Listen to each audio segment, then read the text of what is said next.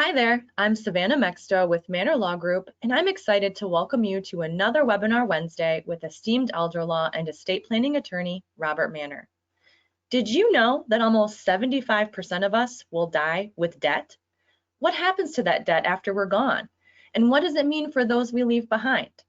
On this week's webinar Wednesday, attorney Bob Mannor will answer this interesting and almost mysterious question. But before I pass the mic to Bob, I'd like to cover a few housekeeping details. First, even though Bob is an attorney, today's webinar will not give specific legal advice. If you have a question about your unique situation, please contact us after the webinar. If you have a general question during today's presentation, please use the question box. We will save time to review questions during the webinar. If for some reason we don't get to your question, we will contact you after the presentation. Also note that today's presentation will be recorded and the replay will be sent out tomorrow so that you can share it with family, friends, you can rewatch it, or share with anyone who you think could benefit from hearing this information. Now, why should you listen to what the folks at Mannor Law Group have to say? First, note that we're a nationally recognized and respected elder law and estate planning firm. All three of our attorneys are accredited by the Veterans Administration to assist veterans with claims and appeals. Attorney Bob Mannor is nationally board certified as an elder law attorney by the National Elder Law Foundation. He's one of only 19 attorneys in Michigan to achieve this designation. Bob is also a leader among elder law attorneys in Michigan. He is currently chair-elect of the State Bar of Michigan Elder Law and Disability Rights Section and past president of the National Academy of Elder Law Attorneys, Michigan chapter.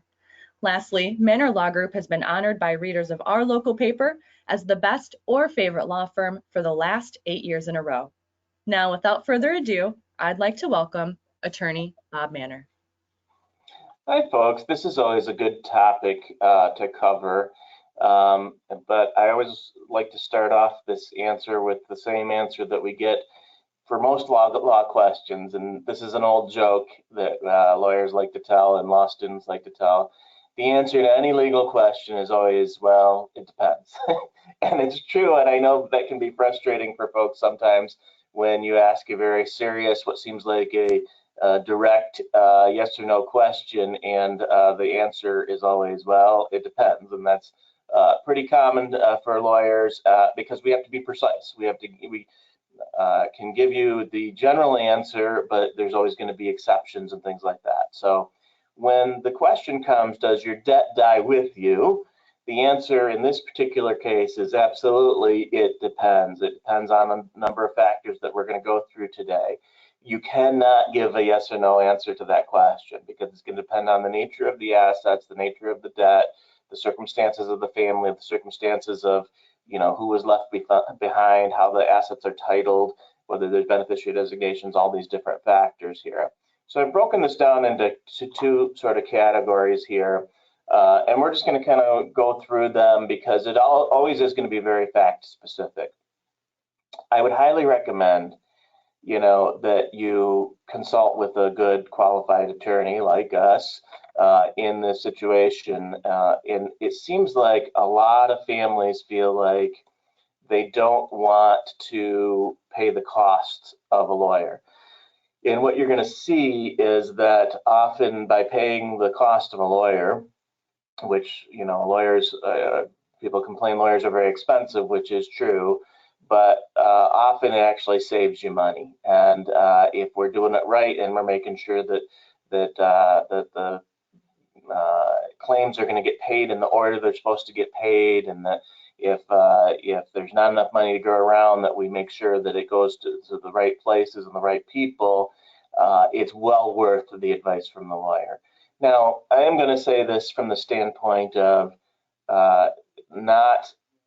it's not just any lawyer, and I say that with some hesitation because I'm not being critical of other lawyers by any means. What I'm suggesting is, if you had to go for a serious heart surgery, my presumption is that you wouldn't go to a dentist.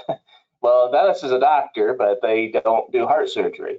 My presumption is you wouldn't go to a general practice doctor, a family practice doctor for the heart surgery. In other words, you're going to want to go to a lawyer that deals with this on a regular basis, and then it's not just one of a million things that they do, or in fact, it's not really what they do at all, and they're just doing it because they say, hey, I went to law school, I can figure this out. There are some nuances here, and so it is important to use a qualified, experienced lawyer. This is something that I've learned through the years.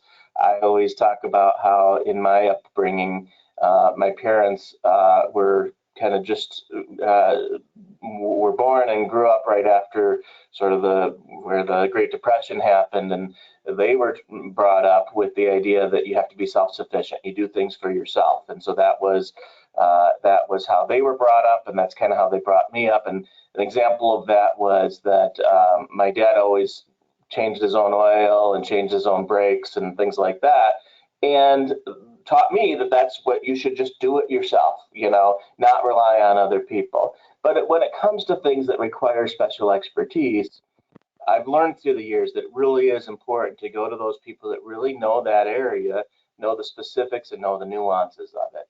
It's just so important, and the results can be significantly different. So when we're focused on, hey, this might cost us $1,000 or whatever it is, I don't know, depending on the circumstances, but is it worth that? Well, the answer is, if you're going to end up, losing that money because you're not doing it right, or it's going to go to creditors that should not have gotten paid first, and potentially even create some personal liability for you if you don't handle those processes right, it's going to be well worth the cost. It pays for itself time and time again, not just from your convenience, but just to make sure it's done right, make sure you don't have continuing liability if you're the executor, if you're the child, things like that. So let's talk about this. So one of the things, and I debated whether or not to put this first paragraph on here, or the first bullet point on here about married versus single, because technically it doesn't matter. It's more about the nature of the ownership of the asset. But I thought it was important when I'm talking to folks just to kind of recognize it as what it is in real life. And in real life, generally, there's going to be less of a concern about debt if it's a married couple than if it's a single person.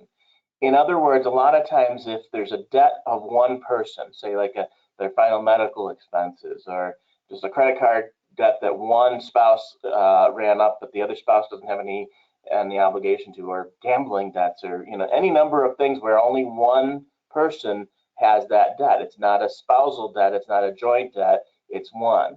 So this isn't always true, because it depends on how the assets are titled, how the house is titled, how the accounts are titled, and things like that. But often, if it's a married couple and the debt is only the debt of the person that died, that debt does not survive death, and so the surviving spouse does not legally always have to pay that debt. If it's a final medical expense or a credit card bill that the one spouse had, that the one that died.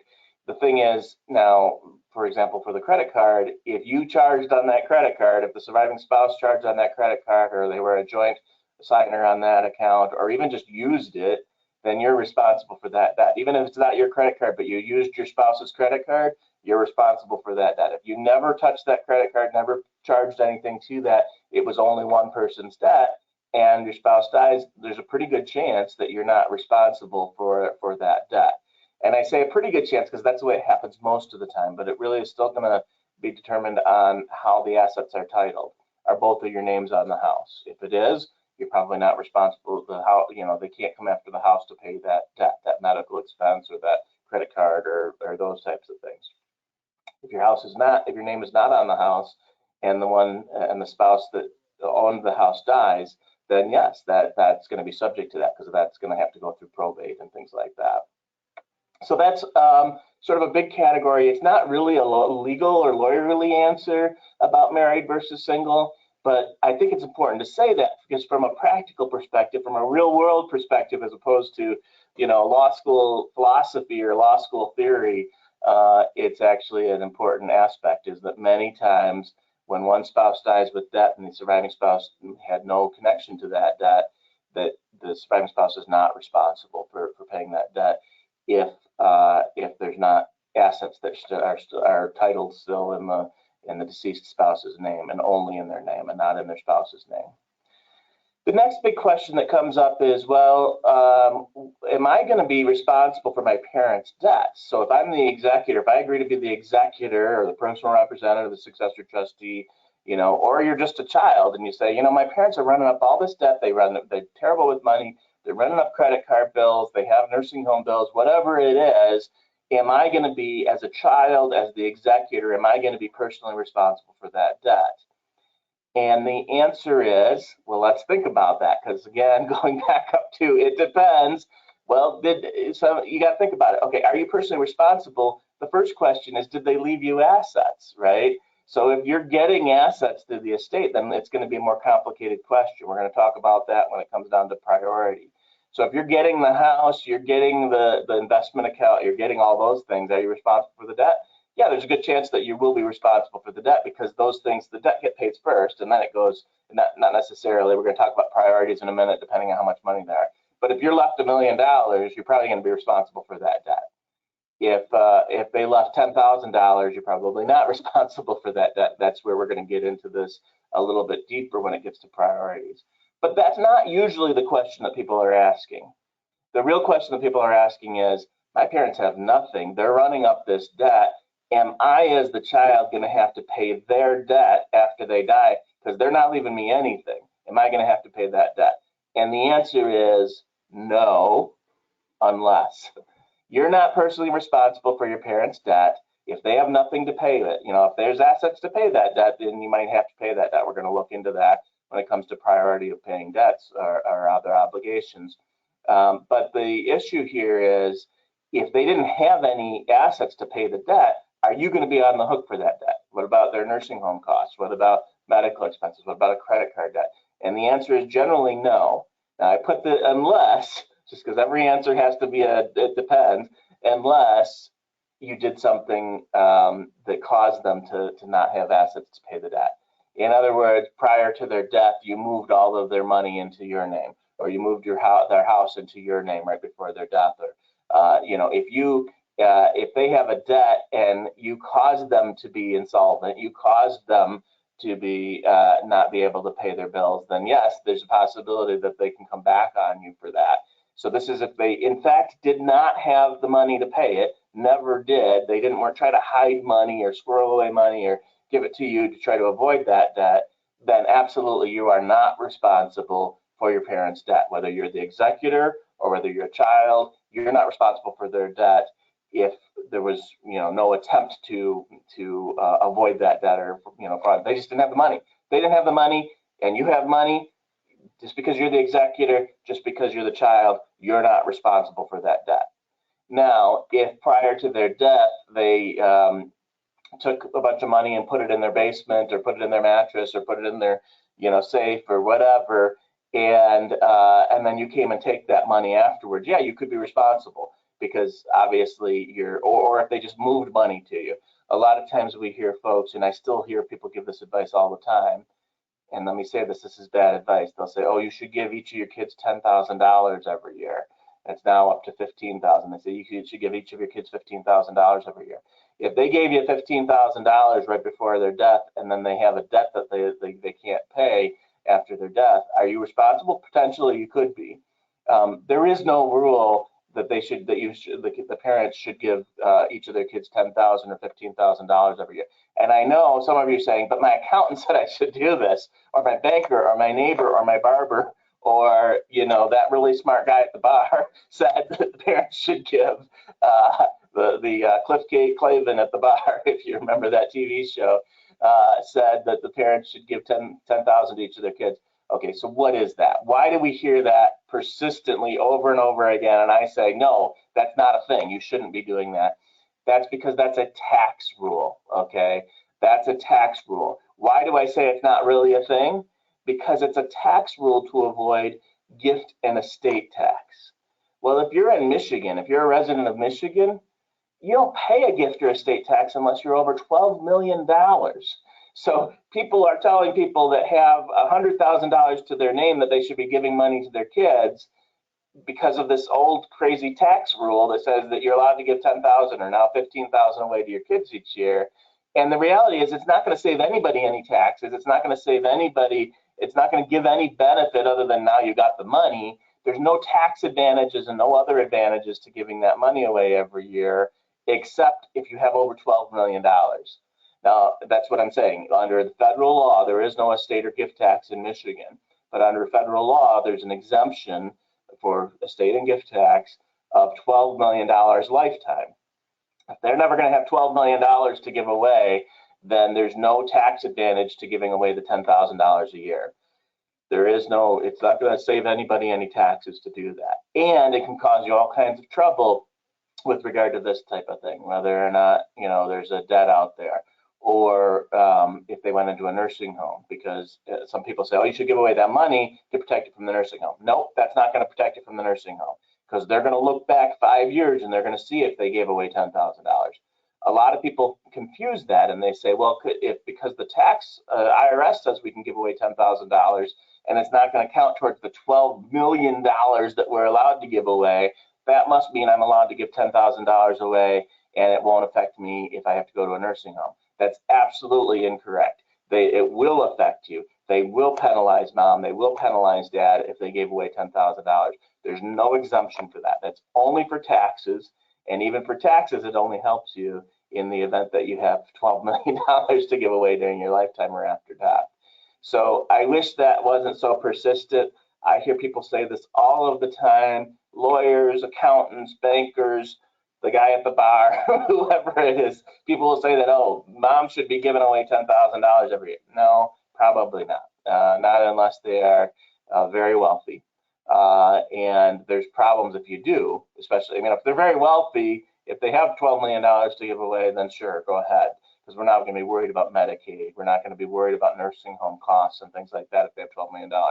But if mom has, a total of estate of $200,000, $300,000, $500,000, it's going to cause a problem if they're giving away each kid $10,000 or $15,000 a year, because they're going to be penalized for that if they go into the nursing home. Okay, so that's why I say, are you personally responsible for your parents' debt? No, unless you caused something, you caused them to be insolvent, you caused them to not be able to have the ability to pay that bill. Okay, so this is a really important one. I'm actually going to highlight, oops, I didn't mean to advance it here.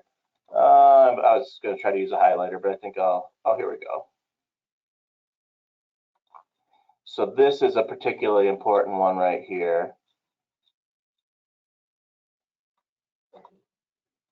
Priority of paying debts. So this kind of goes back to my question earlier of, what if they have a lot of money, is it going to be something where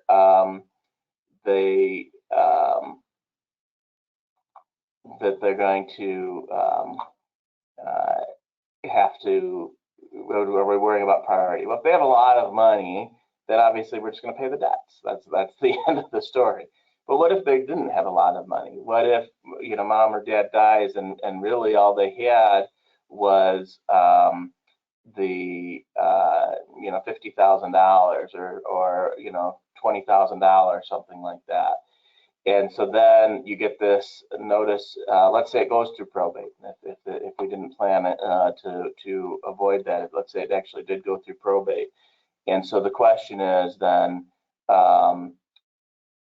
if I get a claim that says that they owe $20,000 in credit card bills and they owe $10,000 in medical bills, and there's a remaining nursing home bill for $7,000, and all they have is $20,000, how do we deal with that? And so the courts and the law has a list of priorities. Well, who gets paid first? And what's interesting, so let's go through that. Who gets paid first? And the number one, no matter what, the number one is the funeral home gets paid first. The funeral gets paid first. They have top priority. Well, look at who, look at who's second. They're not necessarily second, but look who's high up on the list, and that's lawyers' fees. Surprise, surprise, lawyers have protected themselves through the law and made sure that lawyers' fees get paid. So funeral expenses get paid, lawyers get paid, But then we have this other interesting thing here of spousal rights and family allowances.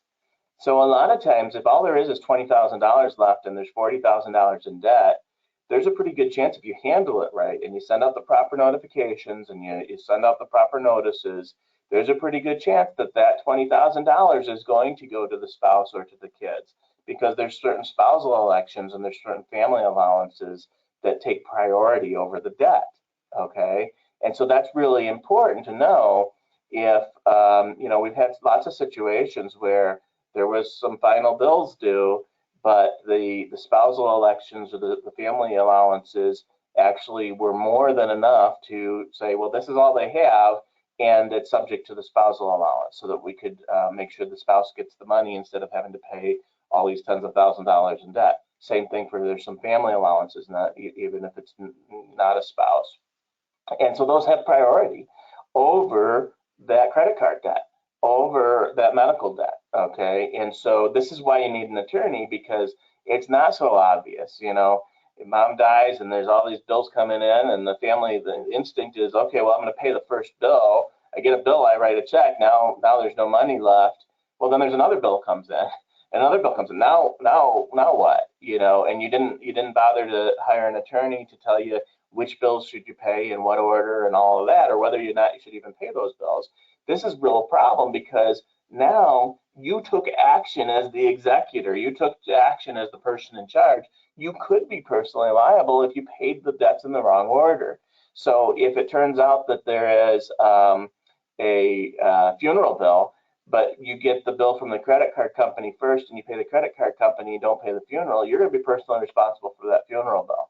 If there's other debts that have priorities, or even family allowances. So let's say it's a second marriage, and so dad put you as his executor, even though he's married to a second spouse, and but because it's a second spouse and she has her kids and he has his kids, dad said, I'm going to make you the executor.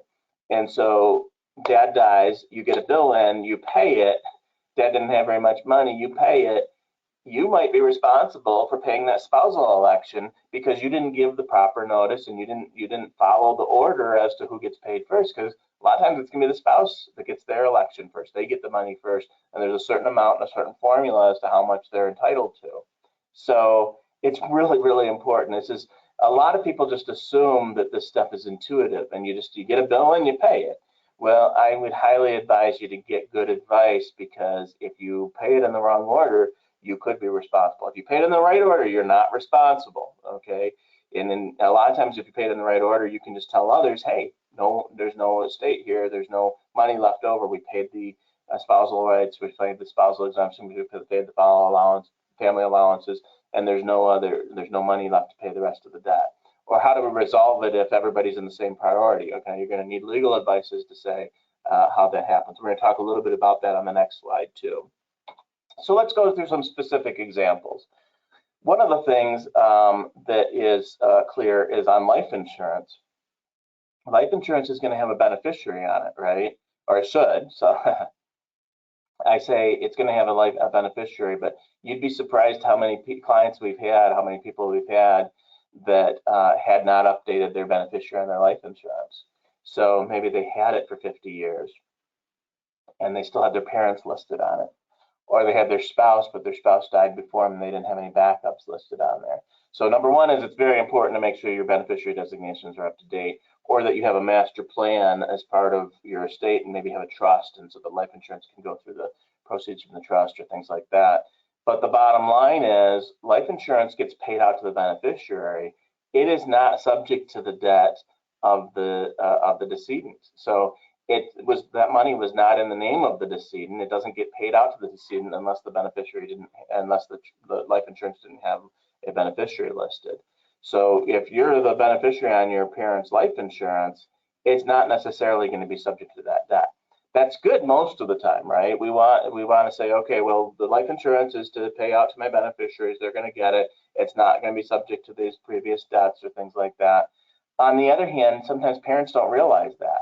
They list somebody as the life insurance beneficiary because they say, well, I'm going to list my daughter because she's the one that's going to cover everything, and she's going to use this to pay the debt on the, this or that. she's going to use it to pay the debt on the car that I'm going to give to my grandson.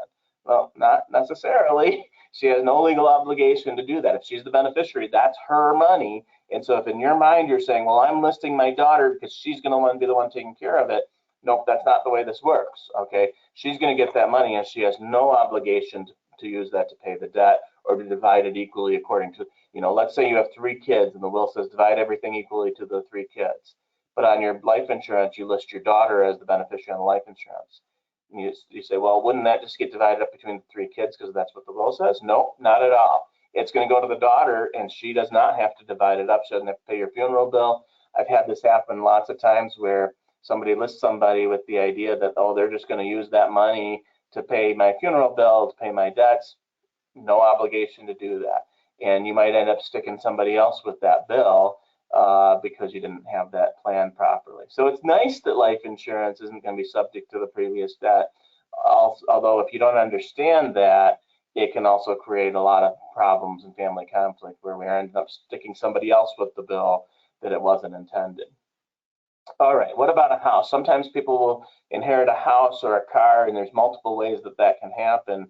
But sometimes people inherit the house or the car, and they think, okay, cool, we got this house, and it's worth $200,000. There's a $250,000 mortgage on it, but I don't have to pay that mortgage now because I never signed that mortgage agreement. No. It's what's called a secured loan. And so even if you inherit the house, you inherit the car, the lending company still has the right to get paid, and they can foreclose on that, or they can take the car in lieu of the lien. And so this can be problematic because one of the things that sometimes people do that I do not recommend, I specifically do not recommend that you sign a quitclaim deed or add your kids' names to your house or have the house go to your kids automatically through a ladybird deed or other things. And one of the reasons is especially, there's a lot of reasons, but right now we're talking about debt. So especially if there's a mortgage on the house. So let's say there's a mortgage on the house and the kids get the house because you added them to the deed, or you have them on a ladybird deed. Okay, well, we got a problem potentially if you have a mortgage, because what if the house isn't worth it anymore? What if there's a downturn in the market? What if there's some problem with the house? What if the house burned down and there was some problem with the insurance or whatever? They're still subject to that debt because now they own that house and they're potentially subject to that debt, and we could have a problem with that. So sometimes we want to walk away from things. So I have folks come in sometimes and they say, well, my house is underwater, and what they mean by that is they owe more on it than the house is worth. And then they say, well, should I leave it to my kids in my will? Should I sign a quitclaim deed or a ladybird deed? Saying, why would you want to burden your kids with that debt where they now own a property that's worth negative money? And so sometimes we want to make sure that we've planned for that properly. So if you inherit a house that has a mortgage on it, a lien on it, a car that has a lien on it, that lien still has to get paid, that mortgage still has to get paid. And often you have to refinance. Typically you can't just continue to pay after the lender, the person who borrowed the money, the borrower is deceased. You're not really supposed to just keep paying that mortgage. You actually have to refinance it into your name. One of the things that comes up, and we talk to folks a lot about, is these vacation timeshares. So lots of folks really enjoy timeshares, and if you're probably familiar with this, but just in case you're not, the idea is that you buy a week at a nice resort, and a lot of these times you can use that week at that resort, or you can trade it for a week at a different resort, and you can either go to Florida, you can go to Hawaii, or wherever, and that's the idea. And people really like this because it makes sure they're going to get a vacation every year, right? The problem, of course, with that is that the way they're sold is they say, oh, this is an investment. You're going to get this money. You can resell this. When you don't want it anymore, you resell it. Well, these are really, really hard to sell. And so you'll see marketplaces and websites where people are trying to sell their vacation timeshare, and they'll say, you can have it for free. I'll pay you to take it. And there are actually companies that will say, if you pay us, we'll take this vacation timeshare. They're really hard to sell. So when you bought it, you might have thought it was an investment because that's what the salespeople told you, but reality is they're extremely hard to sell. Do we want to burden the kids with that? And the reason is because every year you still have to pay a maintenance fee on that, and you're responsible for paying that maintenance fee. So sometimes we say, okay, yeah, well, we really enjoyed this timeshare, or we stopped enjoying it a long time ago. All we're now is burdened with this fee, this maintenance fee every year. We're not even using the timeshare anymore. And the thing is, they're really hard to get out of, because if you can't sell it and you're still responsible for this maintenance fee. So one of the things that we often do is leave the vacation timeshare out of the estate planning. So if we're doing a trust, for example, a trust that says, hey, all of our assets going to pass through this trust, avoid probate, often we'll leave out that vacation timeshare because we don't want to burden the kids with that maintenance fee. And then we can walk away from the timeshare because we don't, the kids, everything else is going to go through the terms of the estate, and we're going to set that out, but we don't put the timeshare in there, so it gives the kids the option. If they want it, they can go through the process to get it transferred into their name. But we're not forcing them to accept the timeshare along with the maintenance fee. So it's something that we consider sometimes, is to say, okay, do we want to have planning for the vacation timeshare, or do we want to have the kids have the option or the ability to walk away from that so they don't have those maintenance fees? Something that comes up, it's not something that maybe would have come up to you or that you would have automatically understood, is this issue of estate recovery in Medicaid. And so what do I mean by this? Well, some of you have heard of this before. So somebody goes into a nursing home, a lot of times we're going to need to qualify for Medicaid. It's something that we do for folks. We help people protect their assets and qualify for Medicaid, make sure they're going to get the care that they need without having to lose all of their assets, without losing their house, without losing their investments, protecting those assets for the spouse or family or for themselves. And so the question then becomes, well, there's this thing, I've heard of this thing called estate recovery. So let's define that. Estate recovery is where you were on Medicaid, you were getting the Medicaid benefits to pay for the nursing home or pay for home care or pay for assisted living, whatever it is, and then you die, and they say, well, the state of, the state and the Medicaid program put some money into you, paid some of your bills. We want to try to collect that back from you. And so now they've gotten fairly aggressive about this. And so they will send the heirs, they'll send the kids and the heirs and the executor these pretty mean letters that say, hey, we're intending to collect on this. So be very careful on this, because they are acting like debt collector companies. When you get this letter, it's like a debt collector. Now, if you ever had to deal with debt collectors or you know anything about it, debt collectors can be very aggressive and often very deceptive. Now, legally, they're not supposed to be actually deceptive, but they can certainly give implications or imply things and try to, kind of twist somebody's arm to pay bills that they're not required to pay. So particularly when it comes to estate recovery, they send this estate recovery letter out to everybody. So let me give you two examples. One is, we did a proper Medicaid plan and we protected the assets, and that person then dies. You're still going to get that estate recovery letter saying, we're coming after you. I mean, it really kind of says that, we're coming after you. And the answer is, no, they're not. They're not being fully honest. You should contact the lawyer that helped you with the Medicaid application, and we're going to make that go away, because they don't have the legal right to come after you. Even if we protected assets, even if we protected the house, we protected dollars, we protected the investments, they'll send this letter out saying, we're coming after you, and no, they're not.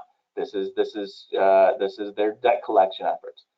The other scenario is even worse, where they say, mom never had any money. We're filing for Medicaid. There was never money to protect. There was never a house to protect. You're still going to get that estate recovery letter. So now it seems like they're saying, we're coming after you as the daughter, and we're going to make you pay for mom's nursing home bills after she died. Well, that's absolutely not true. Neither of those are true. They can't come after you if we properly legally protected the assets, and they certainly can't come after you if mom never had any assets, but that's certainly the way the letter reads.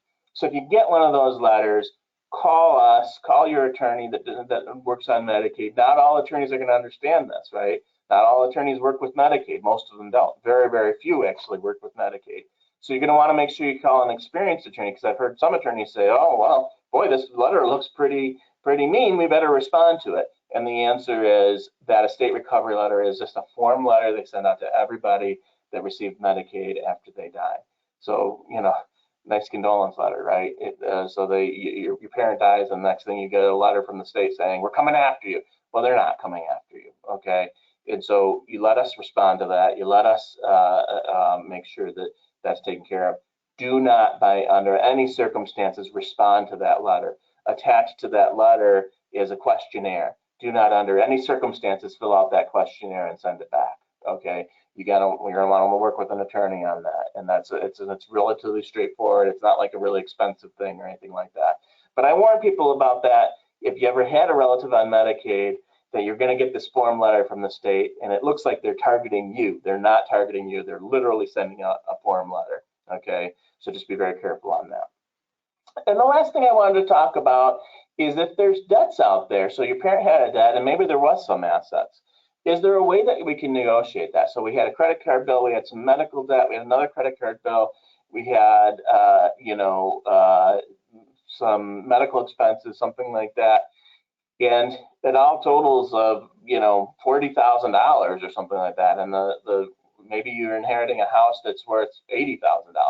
Is there a way that we can negotiate with the debtors and say, hey, mom died, we'll give you 50% on the dollar. We're going to go across the board. Yes, absolutely, you can do that. And again, I'd recommend that you work with an attorney on that. Certainly something you can do on your own. But if you're doing it on your own, you've got to make sure you dot every I, cross every T, make sure it's legally binding, that you're not just getting on the phone and saying, hey, I'll pay 50 cents on the dollar. Say, great, we'll take 50 cents on the dollar, and then they'll still continue the collections.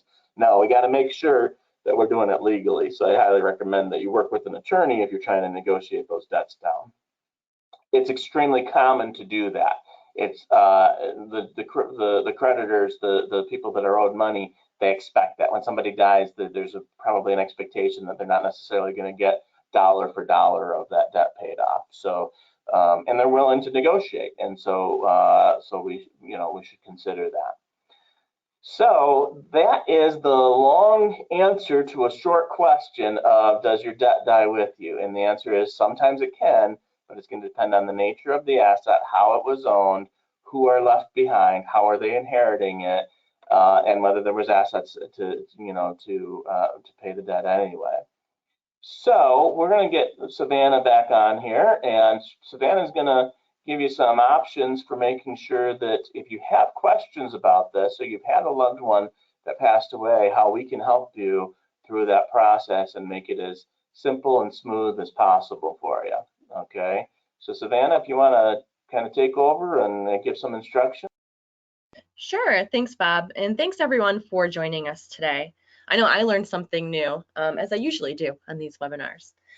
So, as Bob mentioned, we do have a nice, easy way for you to get in touch with our team. Maybe you would like to talk about some debt that you have and how to make sure your children are protected so that it doesn't become their burden. Or maybe you just have a general question and want to talk about an estate plan. We're here. So we have two easy ways for you to get in touch with our team. I've put both of those ways in our chat box. One, you can always give us a call. Our phone number is 810-694-9000. Please call. If we don't answer, leave a message. We'll call you right back. Now, we also have a way for you to schedule a time for us to call you. So in the chat, I've put a link. If you click that link, it's going to take you to a calendar. You'll choose a day and a time when a member of our team can give you a call.